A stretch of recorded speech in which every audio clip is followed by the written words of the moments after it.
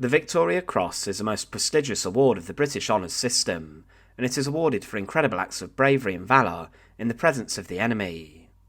There were some incredible acts of bravery throughout the Second World War, and it saw ordinary people being thrust into the centre of the deadliest conflict that history has ever seen.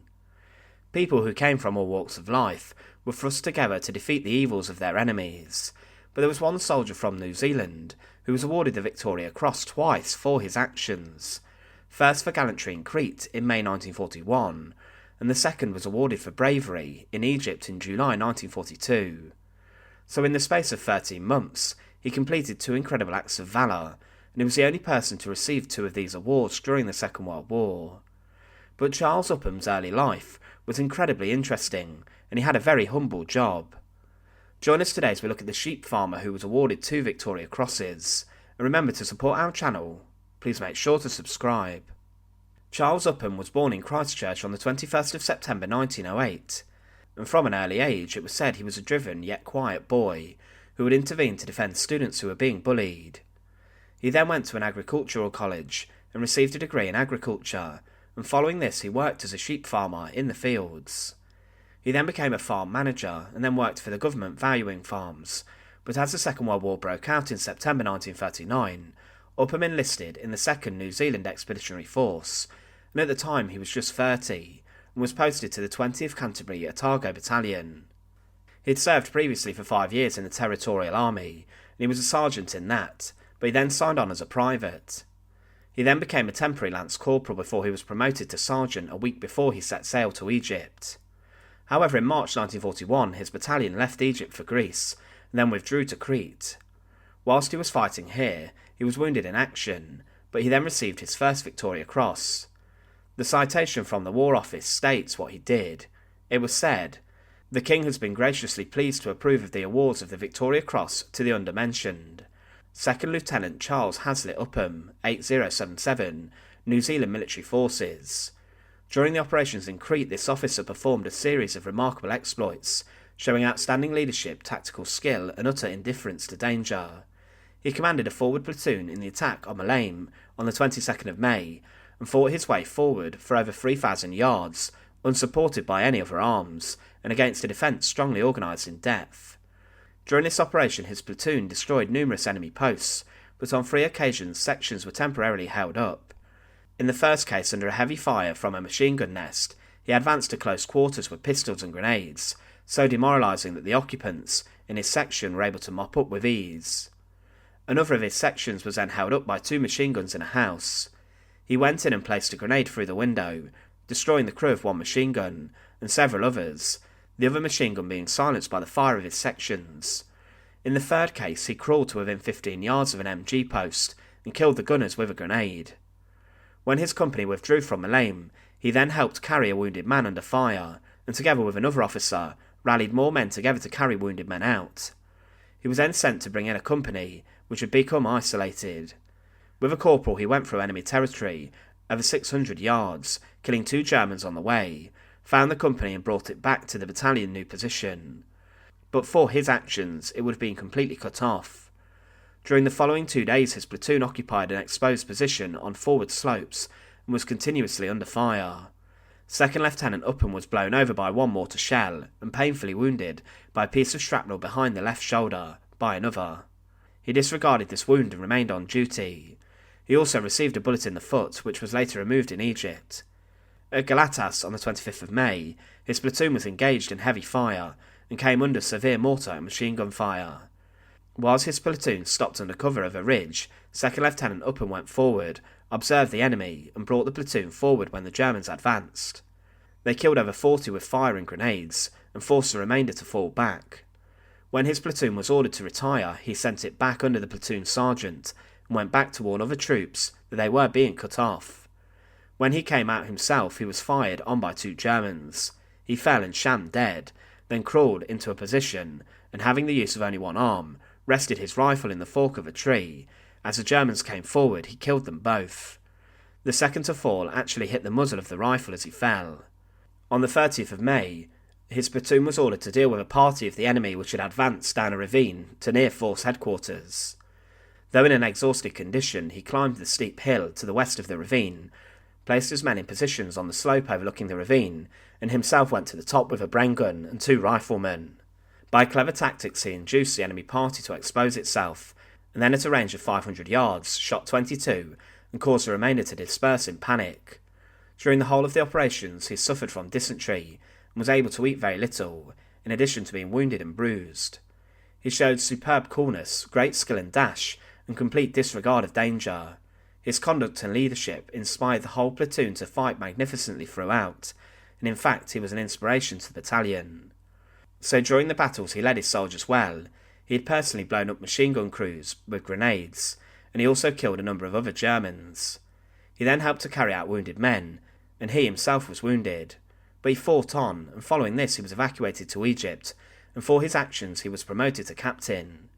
But around 13 months later, since he was awarded the first VC, he would be given a bar for it, effectively a second award for his actions, in July 1942, during the First Battle of El Alamein.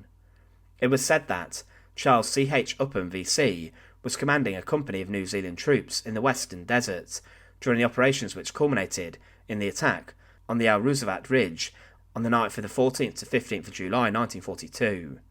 In spite of being twice wounded, once when crossing open ground swept by enemy fire to inspect his forward sections guarding our minefields, and again when he completely destroyed an entire truckload of German soldiers with hand grenades, Captain Upham insisted on remaining with his men to take part in the final assault. During the opening stages of the attack on the ridge, Captain Upham's company formed part of the reserve battalion, but when communications with the forward troops broke down, he was instructed to send up an officer to report on the progress of the attack.